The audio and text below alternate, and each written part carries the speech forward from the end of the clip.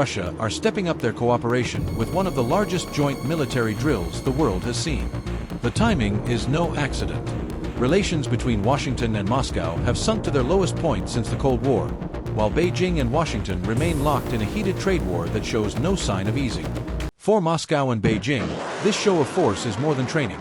It's a signal to the United States and its allies that the two powers are ready to stand shoulder to shoulder in both military and political arenas. Missiles roared into the sky, destroyers cut through the waves, and fighter jets thundered overhead. This wasn't war, at least not yet, but it was a chilling rehearsal of what a real conflict could look like if China and Russia fought shoulder to shoulder. In the Sea of Japan, thousands of troops, warships, submarines, and fighter aircraft from both nations came together for one of their largest ever joint drills. The scale was massive, the message even larger. Beijing and Moscow are showcasing not only their military strength, but also their growing partnership at a time when the region is already on edge. The Sea of Japan sits at the crossroads of multiple disputes, and this show of unity signals that neither China nor Russia plans to stand alone. For Washington, Tokyo, and their allies, these drills are a reminder. The balance of power in Asia is shifting.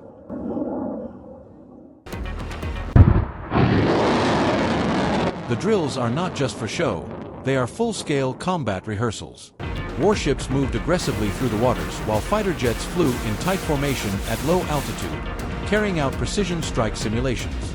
The exercises covered nearly every aspect of modern warfare: live-fire exchanges, anti-submarine hunts, air defense operations, and even simulated amphibious landings. Beijing and Moscow insist this is all part of their annual military cooperation plan, but the scale tells a deeper story. It's about strengthening trust, sharpening coordination, and sending a signal that their partnership runs deep. After wrapping up these drills, both militaries will head into the Pacific for their 6th Joint Naval Patrol, a mission designed to project presence far beyond their shores. For observers, it's clear, these exercises are not routine. They highlight a growing alliance, one with the capability and intent to challenge rivals on land, at sea, and in the skies. China and Russia describe these drills as part of their regular annual cooperation plan, not aimed at any third party and supposedly unrelated to today's conflicts. But appearances matter, and the timing is hard to ignore. These war games unfold just as the United States strengthens its security across the Pacific, deepening ties with Japan, South Korea, the Philippines, and Australia. Beijing sees that as a deliberate tightening of pressure around its borders.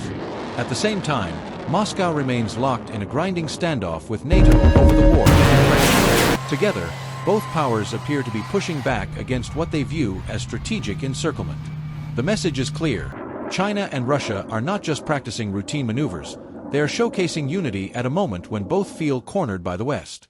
It's a statement of defiance, broadcast across sea, sky, and battlefield simulations. China and Russia's so-called no-limits partnership, declared just before the Ukraine war, is only growing stronger. What began as diplomatic pledges has now expanded into military, economic, and strategic cooperation. From joint drills to energy deals, both nations are tightening ranks, sending a clear signal to the world.